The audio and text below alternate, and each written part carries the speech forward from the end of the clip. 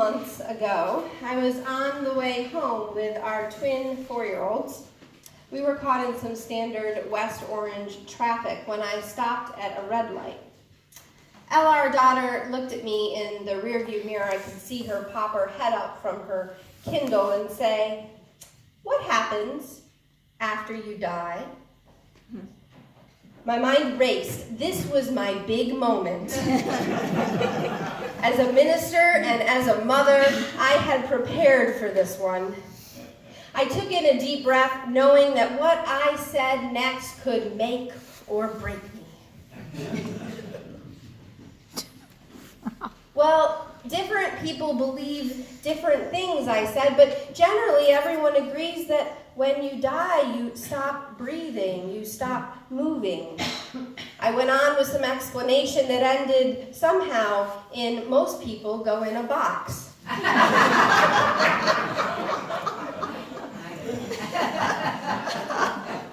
I thought I'd skip the cremation option. It just felt complicated at that point in the story.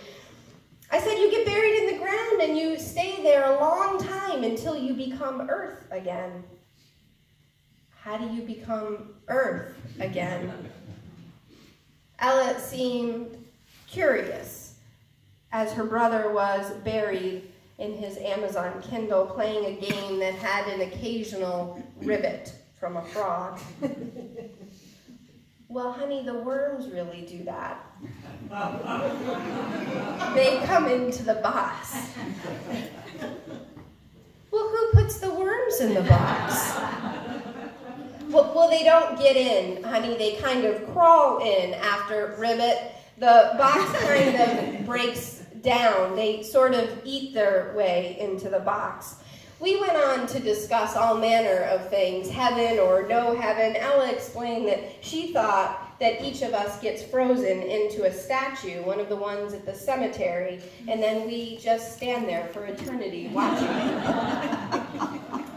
I then realized that she had seen this on an episode of Doctor Who, and so much like when I had to explain that the Buddha is not a zombie, I had some backtracking.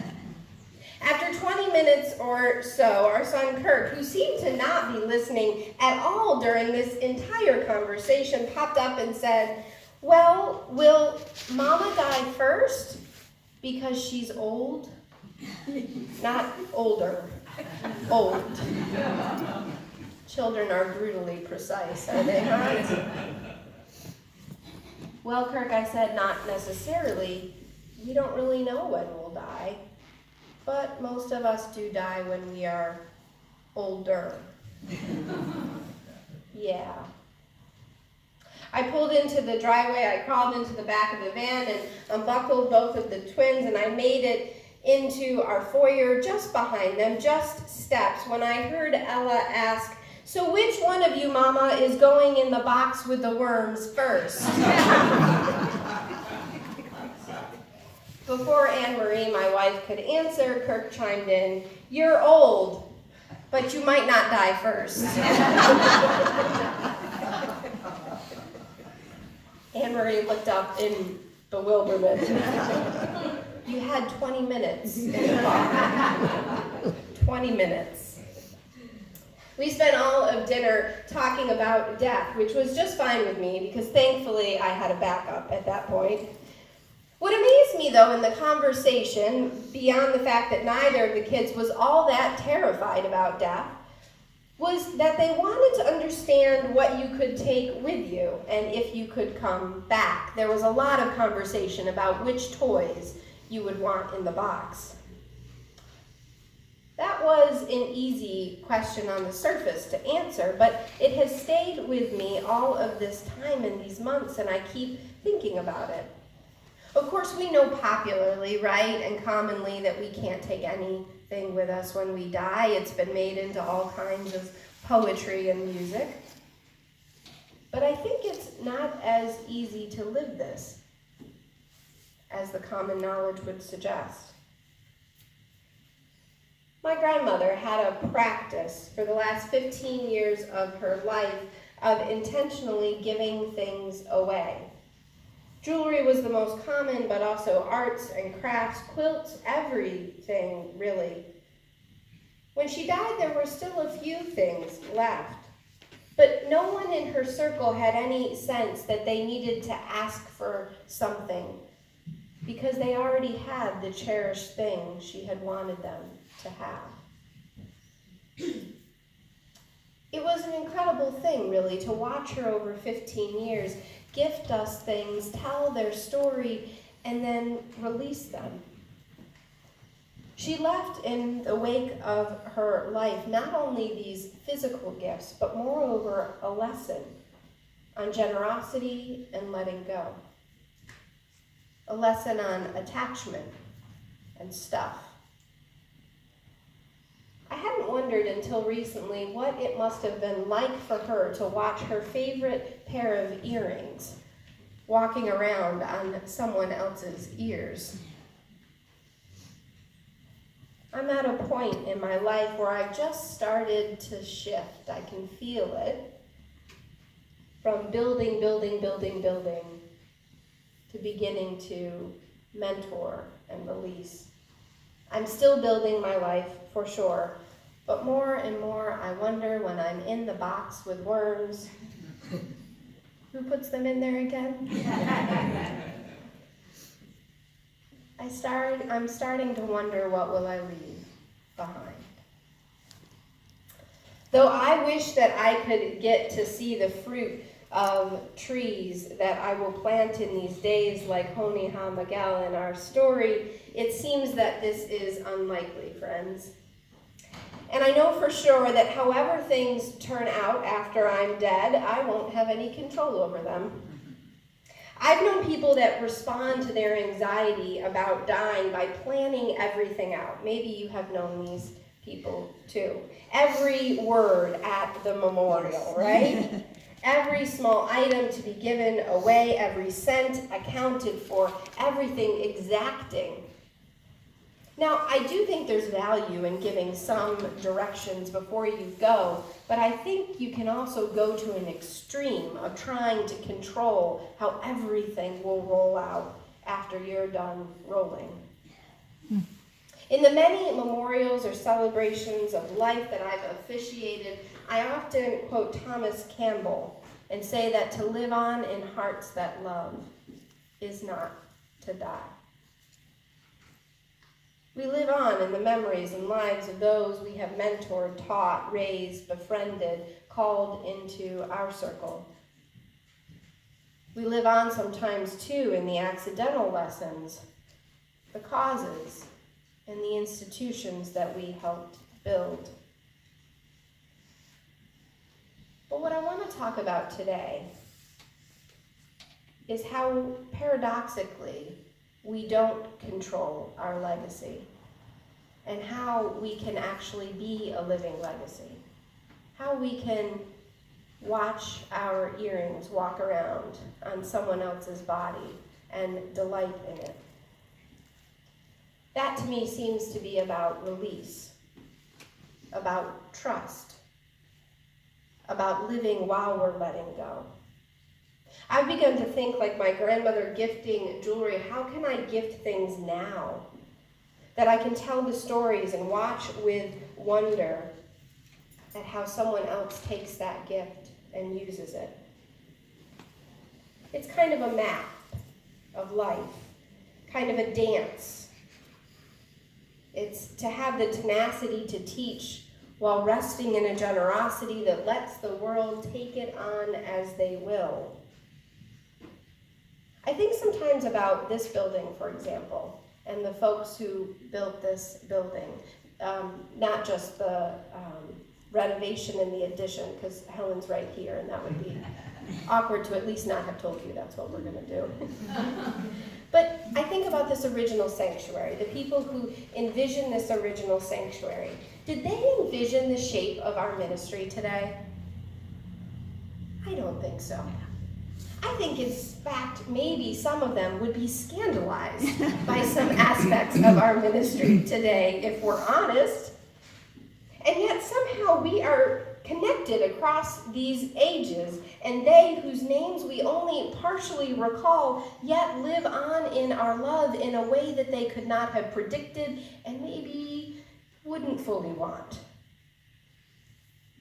This is the challenge in legacy. To gift something in the letting go that lets it be reimagined, re-enlivened for the needs of that generation. There's a story told by Parker Palmer of folks who years ago, living out west in the midst of really bad snowstorms, used to have a practice in rural communities to tie a rope right from the barn, which was sometimes some distance, all the way to the corner of the house. Because if one of these big storms came up, there were stories that had been told that people were in the barn, busy working, not paying attention, and sure enough, whiteout conditions occurred, and they couldn't find their way back to the house. They froze to death, wandering around looking for the house. And so it was a practice to tie a rope that you could easily find and use that rope to navigate back home. I think that's kind of what legacy is. Legacy is this rope that somehow connects us, that we gift, that we seed in times that generations will need it in ways that we can only half imagine. We don't tell them how to live their lives, but how to find the rope, how to ensure that the rope is there if it's needed. Someday, when our bodies are deep in the earth and our spirits are who knows where, that there will be something occurring on this corner of earth. We pray that we do our work such that the connection holds, even as the truth evolves. Truth is always surpassing us. That's kind of the hope, after all. We live in a culture, though, that does not teach us how to leave legacies, let alone how to live while leaving legacies. We are taught infinite progress, constant amassing, that we should always seek more and reject our finite nature, that we can try to live forever and avoid the box, that we rage against the dying light. That we need what we want, and that there is always need of more. But to give away things, and even perhaps to give away ideas and institutions, is counter to everything taught by capitalism and colonialism, and certainly by the values that support slavery. And to accept our finite nature not as something to fight, but as a gift that gives life meaning and dimension. It subverts all of the very exploitative qualities of our culture. Moreover, to give away and still live, that is a liberation. To mentor and still live, to age as akin to part of a greater journey and still have joy. That is liberation. To delight in our living on in someone else's love translated through their own time and place is beyond the scope of a market that turns people into products. It's like our story this morning. Maybe perhaps it is possible without sleeping for nearly a century to live and see your legacy. It requires delighting in watching your favorite earrings walking around on someone else's body. On the same day as a white nationalist would take the lives of 51 people in Christchurch, New Zealand, Greta Thunberg led 40,000 students on a global climate strike, which included students in the United States. Maybe you have seen news coverage of Greta and her mission. There have been all sorts of reactions to her, including a rejection of her insistence that adults should panic. But when I watch this 16-year-old, sometimes I consider how at 35, how little I've done to stop these rising global temperatures and climate change. I watch her as if my own ideals have found a new and louder voice. And I delight in the tactics she takes that I would not take. I delight in the message she delivers with words I would not use.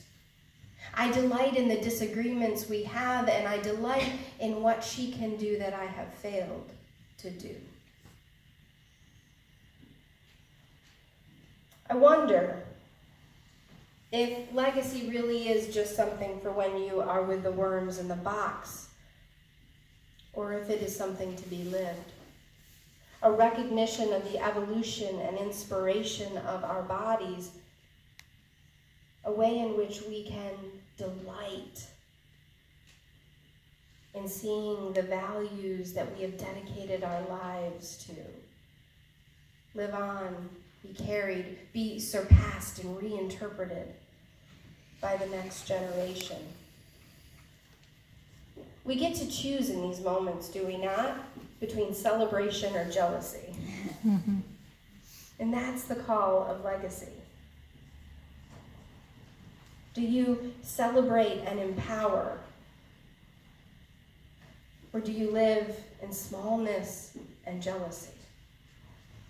Abundance or scarcity? I know legacy chooses to celebrate, to empower, to live in the truth that there is enough. This legacy living, if you will, is how we will save not only ourselves in this maddening culture, but indeed, if there is a world to come, that world and her inhabitants. When we know our lives to be finite, we know all life to be finite. When we understand that our life is not only our own, we can, in the storm, reach out, find the tether, and discover a common home. We are called, though, to gift away all that we have ever had and will have for that which yet can be.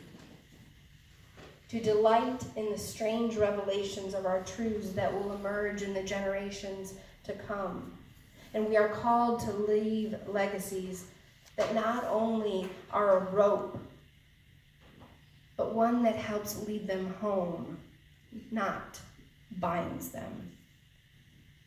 We are called as light in the storm, a small flicker in the hills, knowing that finite is the answer to living on this blue boat home.